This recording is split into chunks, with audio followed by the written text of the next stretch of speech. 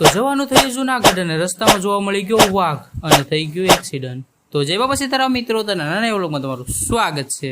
તો સવારમાં વહેલો ઉઠી ગયો અને ઘડિયાળમાં આવીને જોયું તો વાગ્યા હતા સવારના 6। ત્યાર પછી સવારના નાસ્તામાં લઈ લીધા ગોપાલા ગાંઠિયા। ત્યાર પછી કરી લીધો નાસ્તો ને જવાનું હતું નાવા। તો નાઈ ધોઈ અને થઈ ગયો રેડી અને લઈ લીધો ફોગનો સ્પ્રે અને પછી હારી પેટનો ઝાપટી નાખ્યો।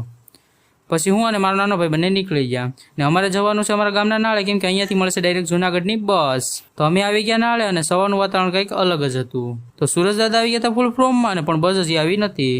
તો આ છે દેશી બાવળ, તમે જોયો તો નહીં હોય એટલે તમને દેખાડી દઉં। વાત તો સહી છે। પછી ઘણા સમયના ઇંતજાર પછી આવી ગઈ ફાઇનલી બસ।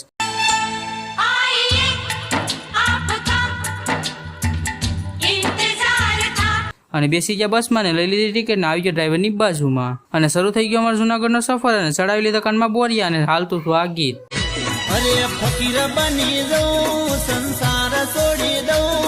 ત્યાર પછી પહોંચી ગયા પ્રાસી, એટલે કે 100 વાર કાશી અને 1 વાર પ્રાસી। પછી હું બસમાં સુઈ ગયો ને તો વિડીયો થઈ ગયો લાંબો, તો મળીશું ભાગ 2 માં।